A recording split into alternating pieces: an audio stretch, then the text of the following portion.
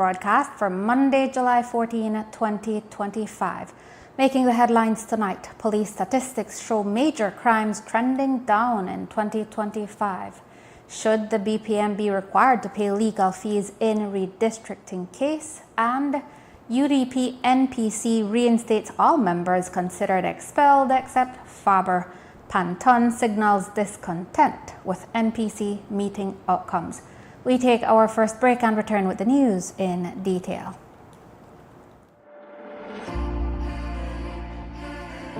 B-Box offers Benny's customers the opportunity to earn points on their purchases at any Benny's locations or its entities, such as Best Manufacturing, Benquip, Island Freight Forwarders, Benny's Contractor and Lumberyard, and B-Mart. To learn more, visit our website at www.bbox.bz. Remember, loyalty is always rewarding with B-Box. Brought to you by Benny's, quality and savings.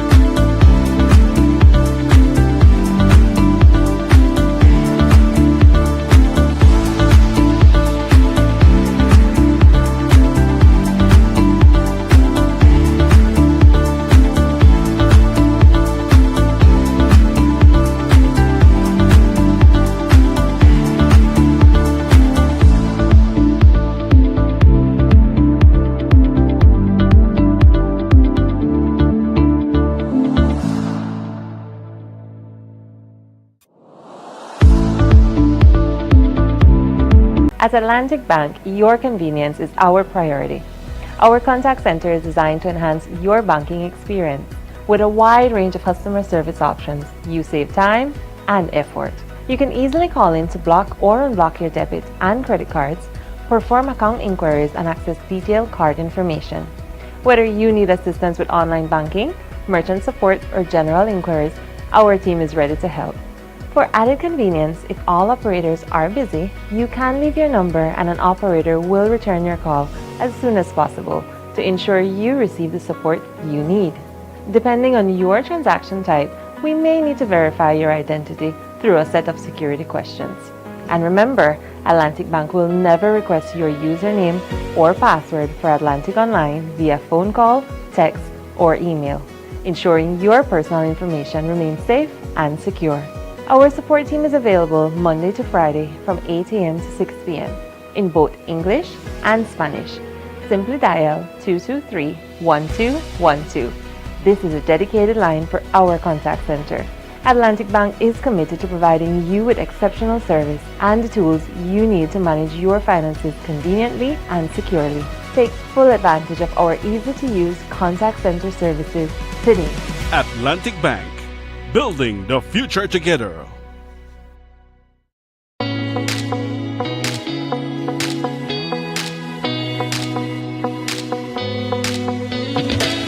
Oh man, one more scroll and my data is done.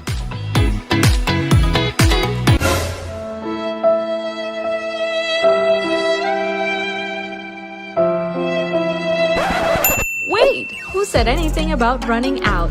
Smart just dropped a more powerful plan that now includes social media data, so you can scroll till your fingers cramp. Visit any Smart showroom to sign up today because connectivity just got even better. Smart, bringing people together. Tired of replacing light bulbs? LEDs are what you need. LEDs last up to 30,000 hours. That's 30 times longer than incandescent bulbs, and up to 8 times longer than compact fluorescents. So less changing and less trash. Planet Earth thanks you. And the LED experts at Brothers Habet and Habet will help you find the best LED solution with colors for every room and mood, starting as low as $6.95. You can even get LED strips for home, office, and industrial use. So say goodbye to fluorescent tubes forever. And because they use up to 90% less energy, you save money. Money you can spend on other things. So head to Brothers Habet or Habet and Habet today. You can also call, email, or Facebook us. Have a brilliant day.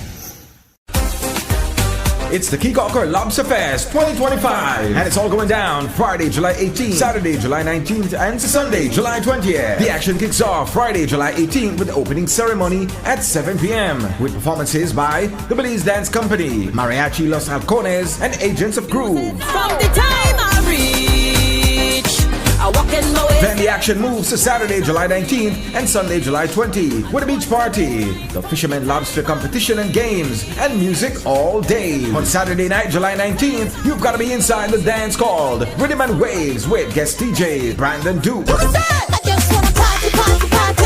Lobster food and dishes will be on the menu for the entire Lobster Fest. Musical entertainment all weekend by DJ Julian, Firestarter Sound, DJ Emo, DJ Silva, DJ Chris, Evolution Sound, Prince Kevin, and the Youth Connection Band, hosted by DJ Dalla.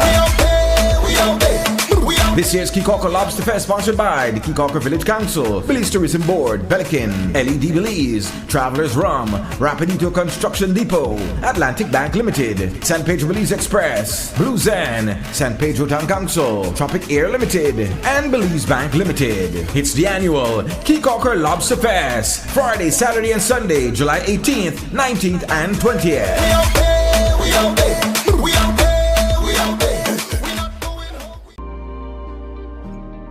Measles is a virus that is highly infectious and spreads through the air when an infected person coughs or sneezes. It often starts with a fever, cough, runny nose, and red, watery eyes, followed by a rash that spreads all over the body. Measles can cause serious complications. But here's the good news. Measles is preventable. The safest and most effective way to protect your child is through vaccination. The MMR vaccine is safe and available at your nearest health centers and clinics. Let's keep our families and communities safe. Get vaccinated. Stay protected. Brought to you by the Ministry of Health and Wellness in partnership with PAHO and UNICEF. Belize introduced its new electronic passport in 2022 through the launch of the Electronic Passport Issuance and Control System, EPICS.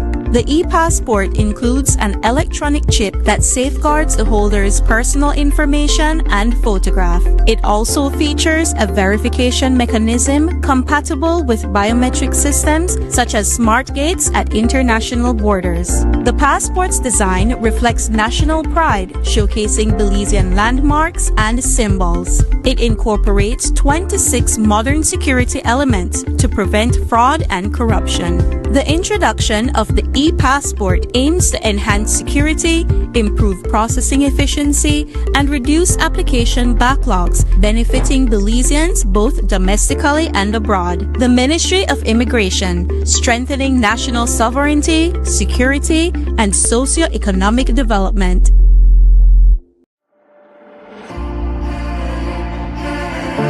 BBox offers Benny's customers the opportunity to earn points on their purchases at any Benny's locations or its entities, such as Best Manufacturing, Benquip, Island Freight Forwarders, Benny's Contractor and Lumberyard, and B-Mart. To learn more, visit our website at www.bbox.bz. Remember, loyalty is always rewarding with BBox. Brought to you by Benny's, quality and savings. Welcome back. With your news, sitting in for Drea Espinoza, I am Marisol Amaya. The Belize Police Department held its quarterly CompStat meeting this morning in Belmopan. Subsequently, the Minister of Home Affairs, Honorable Karim Musa, told the media that once again, the figures for the second quarter this year, when compared to the same period last year, show that major crimes are trending downward. There were 17 cases of murder reported from April to June of this year. So far in 2025, there have been 41 confirmed cases of murders, a drop from 58 during the same period in 2024.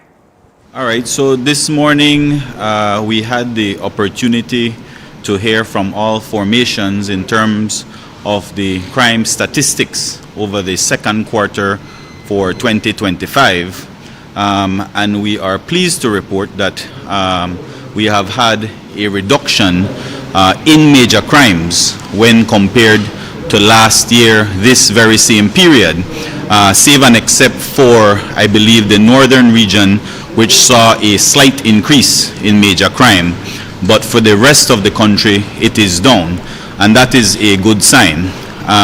ComStat also affords us the opportunity to strategize, most importantly, based on the crime trends that we're seeing in particular areas, obviously with a greater focus on the utilization of innovation and technology, the allocation of our resources or patrols in hotspots in the country, especially in Belize City right now that we're seeing a spike in gang violence over the last 2 or 3 weeks.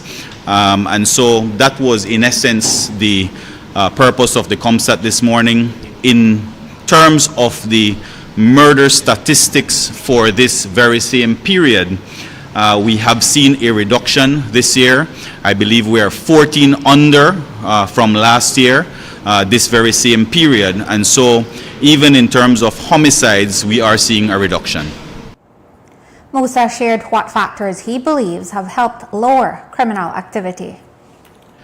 Greater police work. I see our police officers definitely working more efficiently, patrolling, like I mentioned earlier, in all of the hotspot areas.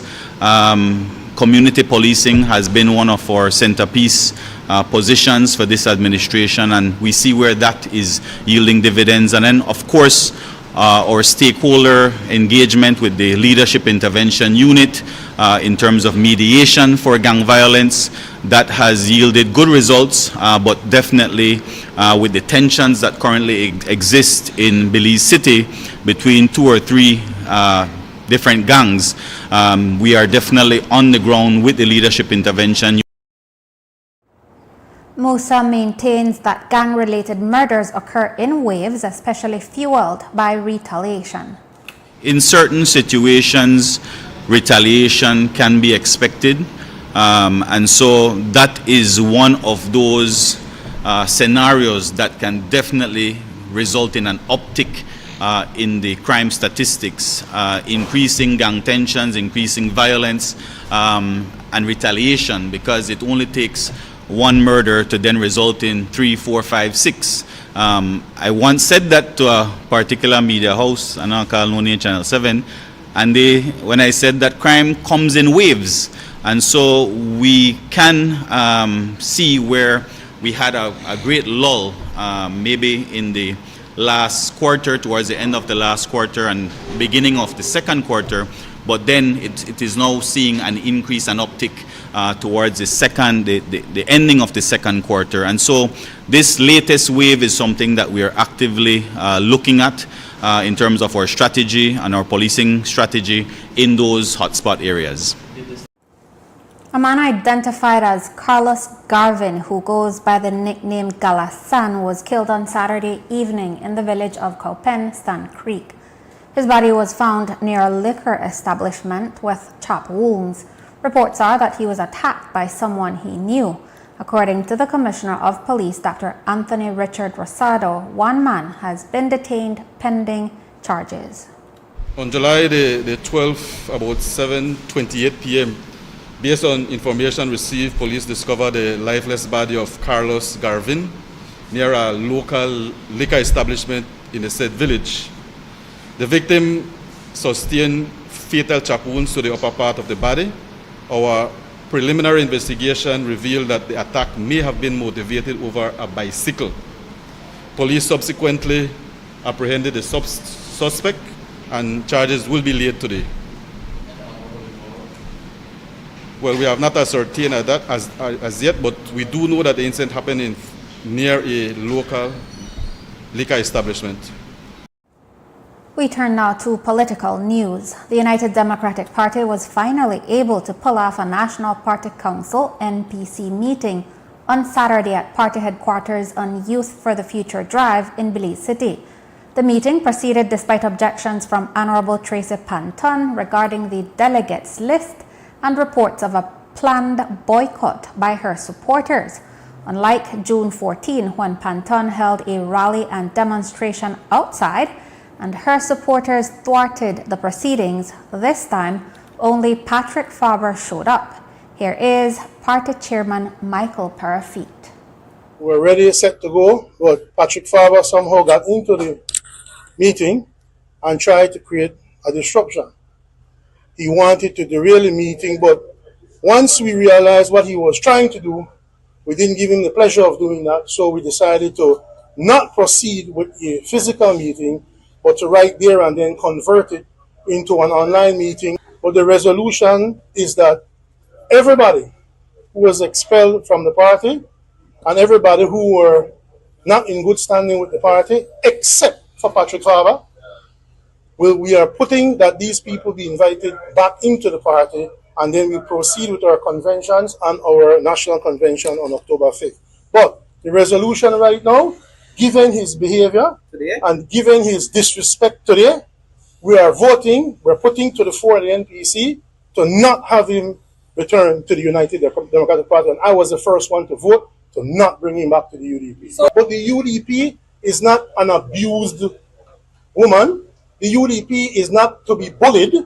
The UDP will not have its doors kicked down by a sick, deranged individual. What the UDP will do, what I believe will happen by 5 o'clock, is to say we don't want Patrick Faber in the UDP anymore. And is that then the end of him and his run in the UDP, at least while you're chair? I know whilst I'm chair, when the applications come for conventions, for the different divisions, and collect is one of them, Patrick Faber's application will not be accepted if he chooses to apply for one. I spoke to the police. We are decent people, pal. I know people like you like me would love to see a fight.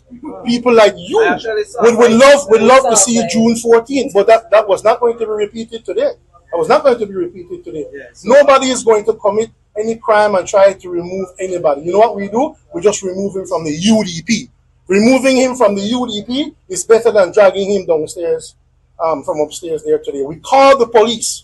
The police made it very clear that unless there's a fight, they won't intervene. So the political directorate of this country, they also want a fight. Yeah. They say they will send the police and clear up everything if you start one fight. So if you start one fight, then the police won't come. We're not going to do that to UDP, not today.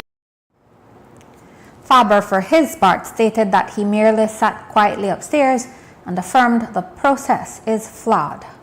And I sat down on a chair quietly. That's all I did. But you weren't invited to the meeting. But I don't need an invitation. I am the former leader of this party. I am a senator for this party. And I am the caretaker for the College constituency. No invitation needed. What we should look at is the flaw that happened when those who decided on who should be invited or who is entitled to be here happened. And that is completely wrong. All of you saw the clarification of the judgment. They went on one way when the judgment initially came up. They sought a clarification.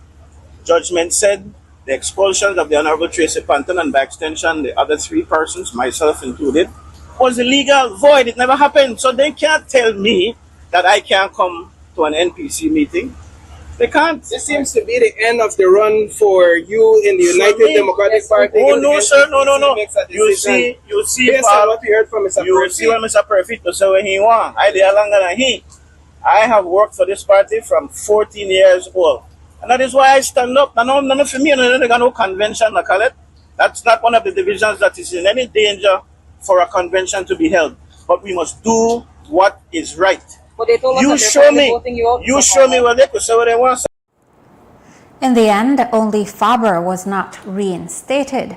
The UDP will now proceed to hold constituency conventions in 18 divisions, including Collet, where Faber was last standard bearer. A national convention will then be held on October 5 this year. Panton was calling for there to be constituency conventions in all divisions where an opposition member was not elected in the March 12 general elections, or for conventions to be held until after the national convention. Panton today wrote on her Facebook page, quote, Whenever the current UDP leadership executive is ready to do the right thing and do things the right way, we will be here ready to participate. In the meantime, the UDP Parliamentarian Caucus and I will focus on the national issues and will hold this corrupt blue PUP government to account." End quote. For his part, the leadership executive put out a press release today announcing that it held a successful reunification meeting. Meanwhile, also today, the Commissioner of Police, in response to Parafit, reiterated that the police will not intervene in such a political affair unless a crime has been committed. I want to echo that the police department will not intervene in the domestic affair of any political party. If an incident occurs that requires police to intervene, if a crime has occurred, it will be thoroughly investigated, and if charges are, if there is evidential material to support the charges will be laid. As we have reported, the Cabinet has said the long overdue redistricting exercise should be completed by April next year. We asked Minister of Governance Henry Usher if the Election and Boundaries Commission has to start its work anew to present a new report with its recommendations for redistricting. Well, you have to remember the Election and Boundaries Commission is constitutionally mandated to look at the borders of all the electoral divisions from time to time. It doesn't say it has to be every 10 years, every 5 years. They can do that every year if they feel that the need is there to do that. So that work is an ongoing exercise. It's not that they started one time and they stop. They have to continuously look at the borders and make recommendations as to the electoral borders. So yeah, I do believe that their work has continued since they presented that last report in 2023. As I said back when they presented that report, I think that they did not have all the information they needed to put forward a proper report. Why? Because the census had not been completed yet. If you look at this constitution, it speaks about the total population. It does not speak about the electoral voters in the constituency. So how can you know the total population? The census had not yet been completed. They were using a census from 2010 and using a growth rate that was projected from 2010, which has proven to be inaccurate. Because if they had used that growth rate back then, we would have been around 450 to 460,000 in our population. The census that was released last year shows the population closer to 400,000. So saying all that, now that the Commission has that information, they can now go about doing their job, looking at the boundaries for these electoral divisions. And if they believe that there has to be more electoral divisions, then they make that recommendation. It goes to Parliament. A bill is then prepared and then is debated in the House. The judge who ruled on the latest redistricting case has ordered the parties to reach a settlement on costs. We asked Minister Usher if he considers that the government should absorb the cost, given that it was a public interest case. Personally, I would not want to see them have to, because as you said, it's a public interest case, but it's a decision that the Ministry of Finance, the government of Belize, has to make. I do think that we have to be able to at least send a signal that bringing these types of cases frivolously over and over and over is costly. And so we have to try to discourage that. There's a decision, and there was a decision that had been made before, and this new decision pretty much just reinforced that and said, you know, the previous decision was accurate. So if they continue to bring these cases, then it goes beyond just a public interest matter and it becomes kind of, too much. So we have to look at that, because there is a cost, and I'm sure as the unions agree, we want to keep down costs as much as possible. But I mean, the trend report was ignored in some instances, and the redistricting has not been done. So it's a principled position to want to have it done. I wouldn't say the trend report was ignored. I believe that when they agreed to that consent order, what was agreed to in that consent order was for the trend report to be looked at. It doesn't say they had to be followed. And in terms of the meeting the international standard deviation and not going so far off from that.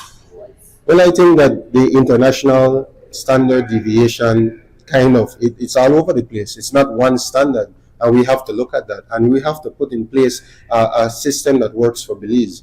And I think that is more important than looking at looking at different cases. But what is important is that we follow the Constitution. What does the Constitution say? It talks about making the electoral divisions as close as possible, but looking at the natural boundaries, looking at different logistical aspects with transportation, etc., to make sure that voters are not disenfranchised, meaning that they can't reach a polling station easily. We just had a discussion recently about Monkey River Town, for instance. They have about, it used to be a town, Monkey River Village. They have about 100 voters, but they have their own polling station, their own box. Why is that? Because traditionally it was hard for them to get to the next nearest polling station. Now it's not as hard, but so maybe we need to look at that. But these are exercises that the Commission is viewing and looking at constantly. It's not something that, only every 10 years or so they look at this matter. It's something that they constantly look at. And it's something that I have advocated for, that we separate the Elections Commission from the Boundaries Commission.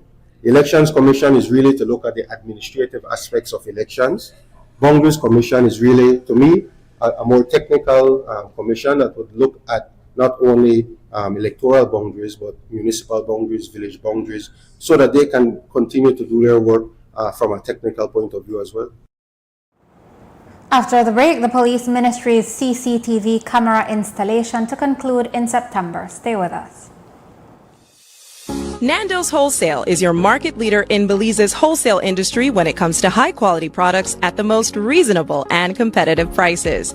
With over 40 years in the wholesale business, Nando's Wholesale embraces the partnership of the hotel industry in Belize by providing world-renowned brands in wines, seasonings, condiments, and cleaners in industrial sizes, as well as small and large kitchen appliances and equipment. Nando's also takes pride in providing one of the quietest and most durable air conditioning systems in Belize with technical support and spare parts. Nando's Wholesale. Professional, reliable, effective, and prompt. Nando's Wholesale always delivers. Visit us at www.nandos.bz or send an email to nandos@nandos.bz. Or, even better yet, give us a call today at 222-500 or 280-8080 to speak to one of our sales representatives today.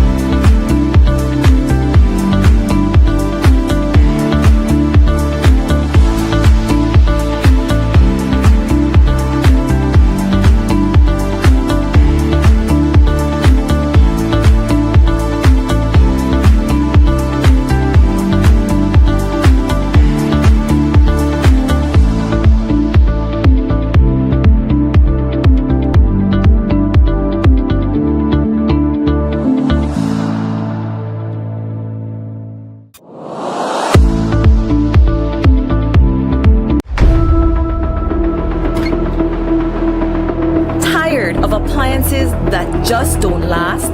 Appliances that just can't keep up? It's time for a change. GE Appliances delivers reliability, innovation, and performance you can trust. The decision is easy. Don't settle for less. Choose quality, choose reliability, choose GE.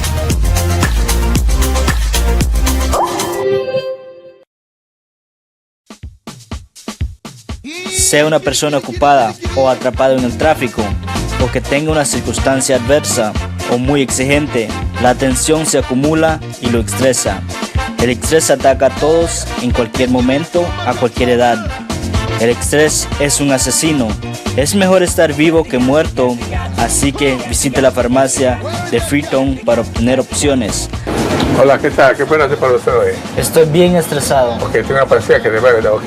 Que toma una de eso al día, para 10 días, y va a estar bien después, ¿sabes? Ok. Farmacia Freetown, carretera 28 Freetown, donde estás mejor vivo que muerto. Farmacia Freetown, teléfono 22 32 87 6.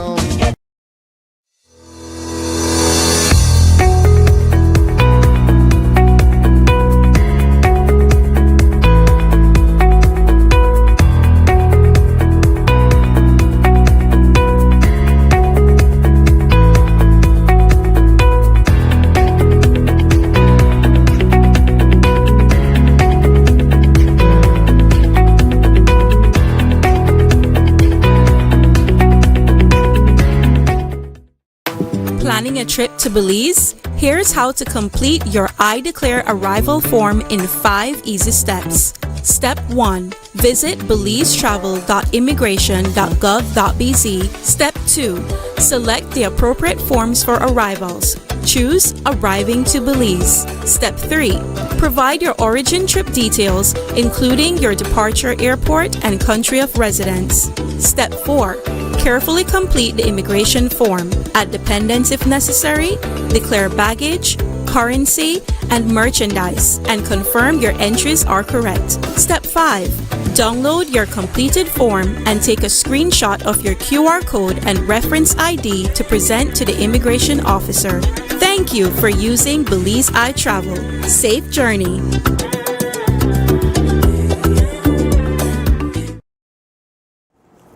Welcome back. The news continues. Home Affairs Minister Honorable Karim Musa has been touting the ministry's procurement of approximately 1,000 CCTV cameras for installation at hotspots across the country. However, today he revealed that not all cameras have been installed, and of those mounted, not all are connected as yet. He said the process should be completed by September. Personally, I would not want to see them have to, because as you said, it's a public interest case, but it's a decision that the Ministry of Finance and Government of Belize has to make. The cameras have aided, but I need to make the point that the installation is an ongoing process. It is approximately 1,000 CCTV cameras, and the uploading of all of these cameras will not conclude until around September of this year. And so a lot of them might physically be up, but they're not actually operational or hooked up as yet to the command center.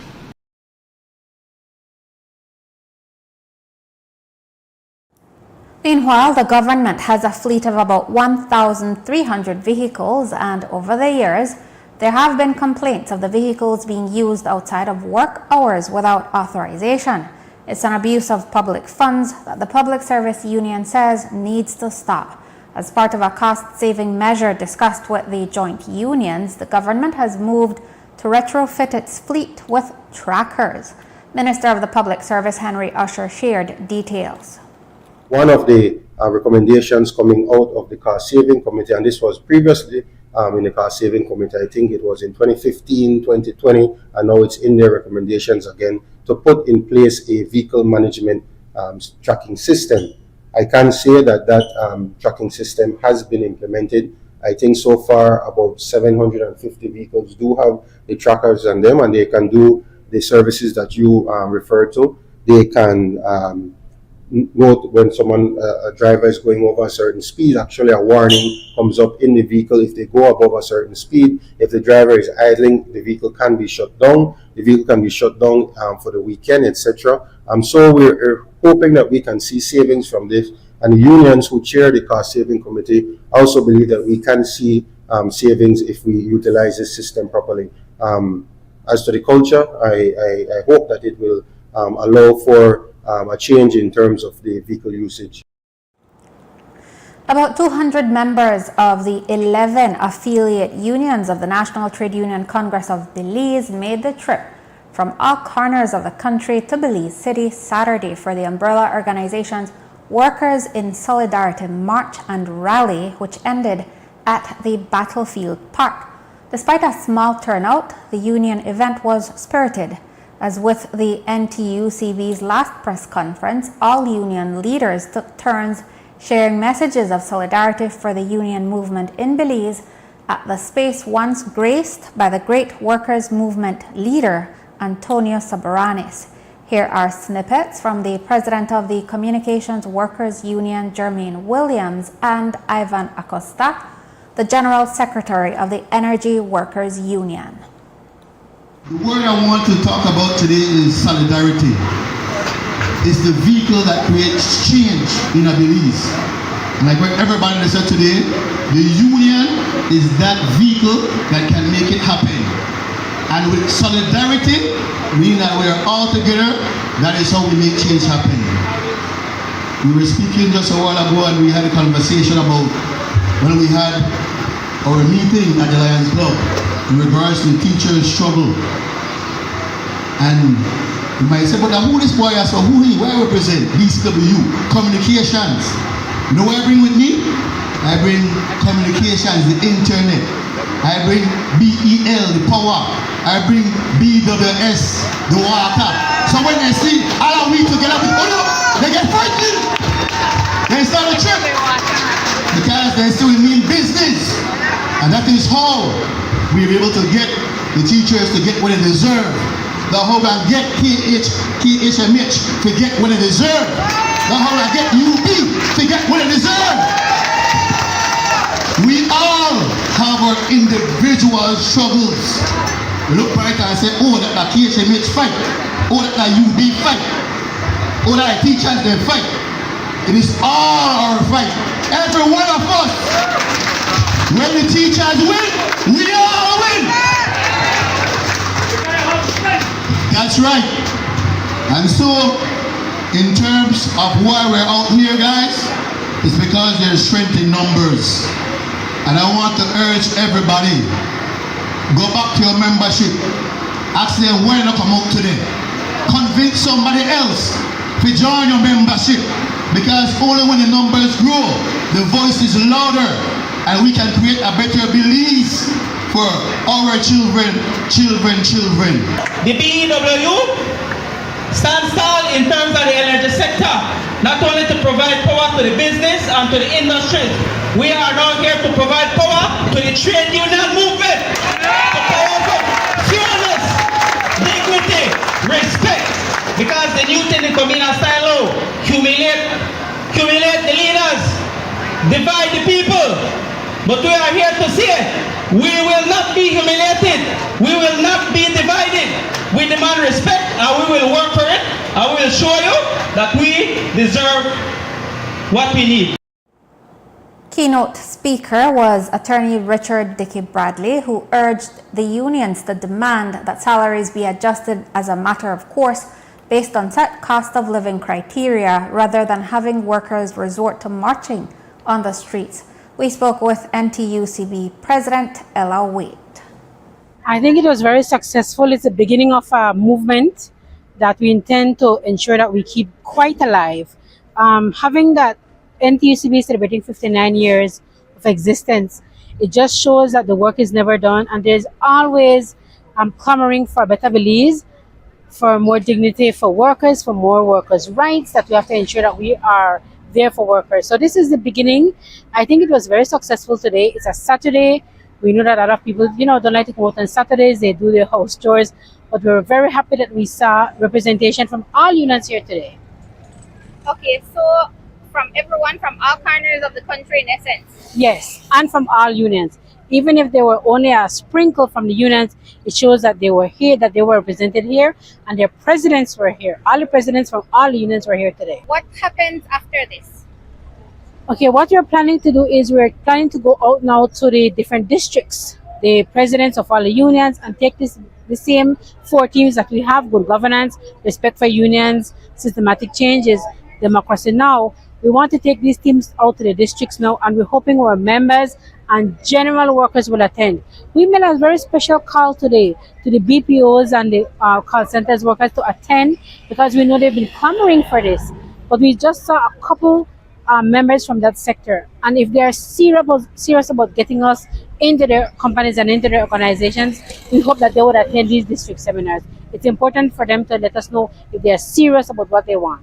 You asked for them to wear white. Did you see a lot of? Yes, we saw a couple white t-shirts, and we did ask them to come out. So if they're just going to sit behind their laptops and type that we are interested in moving forward, we want justice, we want respect at our workplace, then they have to show us. They have to meet with us. The NTUCB office is in Belmopan, and there are a lot of call centers in Belmopan. So come and meet us as a group or as single persons. Let us see how we can get into your companies to get you unionized. But like I mentioned before, we are taking this to the districts. It may not be right away, but we're trying to do it at least every month to go to because these things cost of a school, of course, right? Trying to go into the to each district with our team to try to get the message across that we must stand together as workers to ensure that we have a Belize that we can all be proud of, and a Belize that actually respects workers. KHMHA Workers Union President Andrew Baird told us the membership voted Friday not to participate in the rally as it could be viewed as industrial action, and they are currently in negotiations being facilitated by the Labour Department regarding the issue of pension. Membership made a decision that we would not participate in the demonstration today, and that is only not to jeopardize our negotiation that is ongoing at the table, which involves the Labour Department after the CEO Commissioner had filed a dispute, and we had agreed not to take any industrial action during this time. While this demonstration would not be considered as a demonstration as industrial action, but we would not have been able to hold back our members from protesting during this demonstration, which would have been considered as industrial action. So in the best interest of our negotiation, we believe not taking part would have been the best thing for our union. Nevertheless, we stand in solidarity with the NTUCB and all the other unions on the issues that have been brought forward. Now, you have been called to the table, both sides, by the Labour Commissioner, is my understanding. She is acting as a mediator. Yes, but I cannot comment on the ongoing negotiation and the content of things, other than to say we have amicable. Our last meeting was amicable, and we go back to the table this Monday. How many more meetings do you expect? Well, I would hope that we could come with a final decision and agreement Monday, but that definitely will be up to the authority. Our union have already thing that we're supposed to do as give a counter offer, and I leave it at that as far as anything else that I could say. Another meeting was set for today. In the case of the Christian Workers Union, President Leonora Flowers said they have not had any update from the Essential Services Arbitration Tribunal on the matter of the CBA for stevedores. They had T-shirts made to highlight the delay. Real update, except that we continue to wait. It's been another month without any definitive formal response from the ESAT. That's it. That's it. But Mom is the word. There is word that they have actually met. I've heard that they've met, but we have not gotten anything any formal notification, any request, any instruction, any record. We have not gotten anything up to now. Despite reports that it's been several days ago. No response, no formal response. We continue to wait. Our consider inquiries to the secretary remains. We will get back to you when we have something. There has been nothing. This has been 2 years ago when we were in Orange Walk at an AGM for the N2CB. It's been 2 years later, we're at another ESAT. We don't have luck with the ESAT.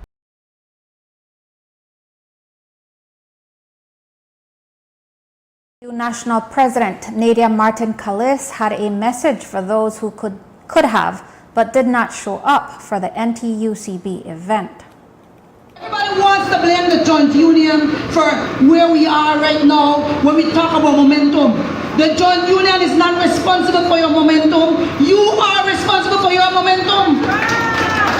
You are responsible for the change that we need. And that goes for every single individual who believes that BNU, PSU, and APSSN is the reason why we are not, and I will never carry that responsibility. Because my membership now gave me the mandate to ensure that the reform they want to see becomes the reality. But this is what I want to say to the BNU membership and the others of you that are sitting here. You can give me 1 million mandate. But if you're not willing to stand behind your vote, then it is useless. Then it is useless. The other thing that I want to say here to my union leaders behind me, because I have to say something to them too. And sorry guys, I'll say this is the cap fit you wear it, if you're not fit to try it wear. We cannot offer ourselves for office just for the sake of profiling. Me the president, me the secretary, me the treasurer. That don't mean of being a senator. That has absolutely no meaning if you do not connect the position to the purpose or the role that it should serve in the movement. Since becoming your president, I've been paying a lot of attention. I'm paying attention to the things that membership would like to see happening. As leaders, we have to weigh pros and cons and try to set some direction for you too, because sometimes you might not see the bigger picture. But if as leaders, and this goes to every member in an executive, that's why I like to say leadership team, if we are not going to take the position seriously, then we shouldn't run for office. Because the union movement dwindled for the past couple of years because some of us are electing people we love, but we're not electing people who have the potential to bring about the change that we need. In other news, the new composition of the Joint Public Accounts Committee, the only parliamentary committee not chaired by a member of the ruling party, was announced during today's Senate meeting. 4 of the 9 members are drawn from the parliamentarians for the ruling party and 2 from the opposition. The remaining 3 are social partner senators nominated by the Senate President. The members from the House of Representatives were appointed on May 12. They are Lee Mark Chang, Julius Espat, Kevin Bernard, Karim Musa, Dolores Balderramos Garcia, and Godwin Haylock. The senators on the committee will be Kevin Herrera, Janelle Chanona, and Glenfield Dennison. Also today in the Senate, there was gratitude all around for Taiwan's assistance to Belize and support for its sovereignty and integrity in the face of China's claim over Taiwan. All senators rose to speak during the discussion on the resolution to support democratic Taiwan and strengthen bilateral bond motion 2025. There was 1 point raised by lead opposition Senator Patrick Faber, and that is regarding the need to find a way to ensure that Belizean students who get scholarships to study in Taiwan return home to make contributions to our development, at least for some time. The point has been made before by Senator Amon Courtney, leader of government business in the Senate. Today he said Belizean students are being employed in Taiwan to teach English as a second language. We have engaged the government of Taiwan on this issue. Senator Faber is right to say that these scholarships are scholarships given to Belize. They are scholarships given to Belize. There is then a process that is undertaken to identify who the beneficiaries are. It is not a situation where a student has gone out and applied directly to Taiwan and say, please give me a scholarship. This is a program between 2 countries, and our Belizean students benefit from it. We have said to the government of Taiwan, it is counterproductive and it is counterintuitive for you to have a relationship with us to promote the development of Belize, to educate our Belizeans, and then 1, to seduce them to stay in Taiwan. 2, to give them education, bachelor's level and master's level, and then give them a work permit to teach English as a second language and allow them to stay, a residence permit in Taiwan. And so we need to continue that engagement with Taiwan to say that you cannot or you should not, except for exceptional circumstances, for example, marriage. Somebody gets married to a Taiwanese or to a person resident there, then clearly you can't force that person to come back. Or secondly, a situation where somebody has a job as a stepping stone to doing a further degree, so they stay and they don't come back immediately. But ultimately, the issue has got to be building the human capital of Belize. And as a true partner, we need to find ways to reduce the number of Belizeans who remain in Taiwan after having the benefit of the scholarship. After the break, Coast Guard Commandant says violent piracy incidents have reduced over time. Stay tuned. It's the Keycocker Lobster Fest 2025, and it's all going down Friday, July 18th, Saturday, July 19th, and Sunday, July 20th. The action kicks off Friday, July 18th with the opening ceremony at 7 p.m. with performances by the Belize Dance Company, Mariachi Los Halcones, and Agents of Groove. From the time I reach, I walk in my way. Then the action moves to Saturday, July 19th and Sunday, July 20th with a beach party, the Fisherman Lobster Competition and games, and music all day. On Saturday night, July 19th, you've got to be inside the dance called Rhythm and Waves with guest DJ Brandon Duke. Lobster food and dishes will be on the menu for the entire Lobster Fest. Musical entertainment all weekend by DJ Julian, Firestarter Sound, DJ Emo, DJ Silva, DJ Chris, Evolution Sound, Prince Kevin, and the Youth Connection Band, hosted by DJ Dalla. This year's Keycocker Lobster Fest sponsored by the Keycocker Village Council, Belize Tourism Board, Belikin, LED Belize, Travelers Rum, Rapidito Construction Depot, Atlantic Bank Limited, San Pedro Belize Express, Blue Zen, San Pedro Town Council, Tropic Air Limited, and Belize Bank Limited. It's the annual Keycocker Lobster Fest, Friday, Saturday, and Sunday, July 18th, 19th, and 20th.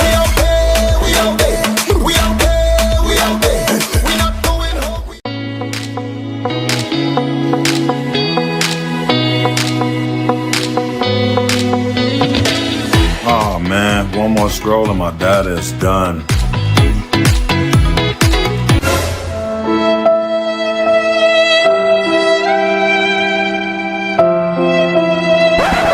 Wait, who said anything about running out?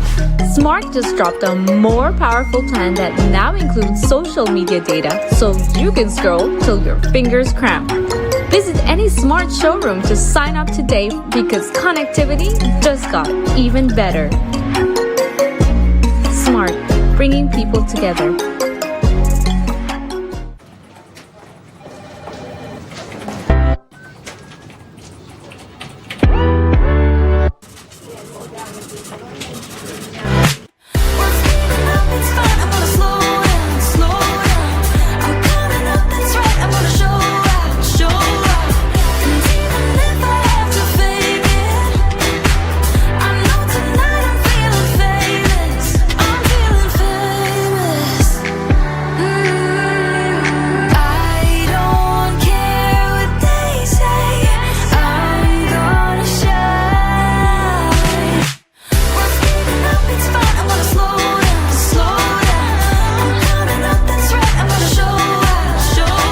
Every moment matter with your credit card. More transactions, more chances to win cash back. You can be one of 4 monthly winners. Get a chance to win cash back with every purchase of $100 or more. For more information, visit www.atlabank.com. Atlantic Bank, building the future together. The hurricane season is here. Are you prepared? Get the essentials you need to stay safe this hurricane season, such as plywood, tarp and rope, first aid kit, rubber boots, raincoats and rain ponchos, generator, portable radio and batteries, flashlight and kerosene lanterns. Weather the storm with these products and more from Benny's. Quality and savings.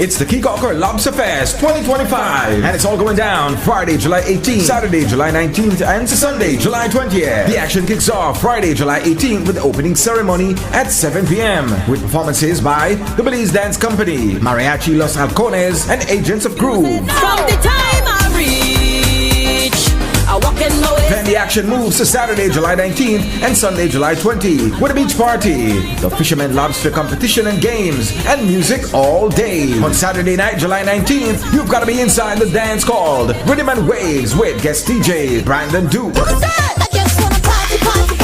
Lobster food and dishes will be on the menu for the entire Lobster Fest. Musical entertainment all weekend by DJ Julian, Via Starter Sound, DJ Emo, DJ Silva, DJ Chris, Evolution Sound, Prince Kevin, and the Youth Connection Band, hosted by DJ Dalla. This year's Kikoker Lobster Fest sponsored by the Kikoker Village Council, Belize Tourism Board, Belikin, LED Belize, Travelers Rum, Rapidito Construction Depot, Atlantic Bank Limited, San Pedro Belize Express, Blue Zen, San Pedro Town Council, Tropic Air Limited, and Belize Bank Limited. It's the annual Kikoker Lobster Fest, Friday, Saturday, and Sunday, July 18th, 19th, and 20th.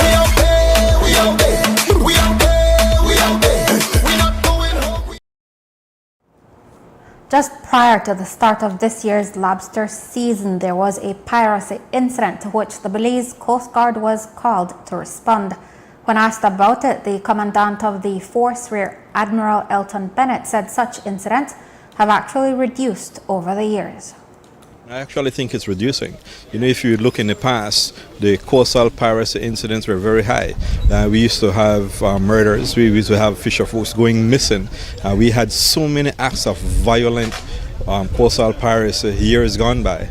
We're at a point now where we've been able to manage that to a very good degree. We're able to reduce the violence. And yes, there is still that threat that exists in between different fractions of the fishing industry. You have the sailing fleet, and then you have those who deals with traps and camps. So there will always be that friction. Our responsibility here is try to get involved and try to mitigate those friction from becoming violent. And so that's what we've been doing. We've been working very closely with the Fisheries Department to identify those high-risk locations off the coast of Dangriga, out at Turniff, and off the coast of Belize City in particular, where these fisher folks will be vulnerable because of the value of their fishing products. So we recognize that and we try to intervene as much as possible. I met this week with the Commissioner of Police as well. We shared that information, shared that concern, and we've come up with a plan where we'll be able to support each other both in Belize City, because a lot of these incidents stem from Belize City. So we're able to establish somewhat of a framework for us to share intelligence and then share a response to those incidents out at sea. So we have a very good comprehensive knowledge of what's going on. We know who the players are, and we're able to target them in order to minimize these potential acts of violence. Bennett says they maintain vigilance once the lobster season opens to ensure peace out at sea. A resident of the Cayo district, identified as Adrian Cruz, passed away over the weekend while receiving treatment in Melchor, Petén, Guatemala. A notice had gone out on social media to notify his family members in Belize that he had been involved in an accident and was rushed to the hospital by a Good Samaritan. His daughter later asked for the public's assistance to pay for a CT scan and overnight care at the hospital. However, he passed away several hours later after being placed on life support. His daughter shared that he had gone to buy supplies for his farm and was knocked down by a driver they say remains unidentified. If you wish to assist the family, you can call Cruz's daughter-in-law at 606-9627. The U.S. Embassy over the weekend reported on its Facebook page that it is funding the construction of a new forensic crime scene office in Dangriga. It says this will help the government of Belize investigate and combat criminal activity. The facility is intended to enhance evidence processing, improve response times, and strengthen forensic services throughout the Stan Creek district. The embassy wrote, quote, "Increasing Belize's forensic capacity helps keep Belize, the region, and the U.S. safe from criminal activity and highlights our shared commitment to public safety, end quote. In other news, Ashley Langford was at the NTUCB's Workers' Solidarity March and Rally on Saturday, advocating for there to be a youth senator. She is the first director of a new arm of the NTUCB, the Youth Vanguard. She is leading a recruitment drive of youth to join a union. We're just starting up. We're trying to get more young people to be a part of unionism. Because, like I said, there needs to be more young people at the seat of the table. There needs to be young people who are making decisions, who are telling our leaders that accountability, transparency, good governance is needed in our country. Like I said, with you joining, you will actively learn about unionism, actively learn about what is happening in our society. Not only about unionism, but what is happening in our society, believes right now. If it's through educational, healthcare, economic, or any bill that is passing, like right now, I hope that young people are listening, but there's an occupational safety and health bill that is passing. That's an important bill that the National Trade Union Congress, I believe, was fighting for 10 years now, and it's just getting on the parliament as we speak. So right now is a time for young people to come out and show, even if you don't want to be a part of it, try to be a part of the conversation, try to post on social media a lot. Just let our leaders know that young people are here. There's 67% of young persons are here in Belize right now. As you could see on my placard, it says Youth Senator now. I truly believe 100% that we need a youth senator. There's 67% young people, and there needs to be a voice for young people. There needs to be a platform for young people. So if you all want to, as viewers of Belize, from 18 to 30 years old, you could join the youth arm from the National Trade Union Congress of Belize page. A dozen soldiers from the Honduran Armed Forces and the Mexican Armed Forces are in Belize learning English as a second language. The intensive program is the result of collaboration between Galen University and the Belize Defense Force to promote knowledge exchange, professional development, and improved regional security by enhancing communication. The first courses of the 8-week program are being held at the Williamson Hangar in Ladyville with strategic guidance and operational support from the BDF. Upon successful completion, participants will receive a certificate recognizing their language proficiency. And on Saturday night, police were called to the northern border at Santa Elena, Corozal, after authorities there found suspicious packages in an SUV. Police later verified the packages contained high-grade cannabis, weighing a total of 133 pounds. The driver has since been charged. Here is Commissioner of Police, Dr. Anthony Richard Rosado. Okay, on the 12th of July, about 9 p.m., at the northern border checkpoint, police responded to a custom request where a vehicle driven at the time by 70-year-old Eric Paul Duane was searched, which led to the discovery of 133 pounds of high-grade cannabis. Duane was subsequently arrested and charged for possession of controlled drugs with the intent to supply to another. And with that, we have come to the end of our newscast. A repeat can be viewed on this station later tonight at 9 and again tomorrow at midday. Join Drea Espinoza here again tomorrow for another news broadcast. And remember, you can always catch up with the day's top stories on our YouTube channel and Facebook page under XTV Belize, and you can watch the evening news live on our XTV BHNI app. I am Marisol Amaya. Have a safe and enjoyable evening.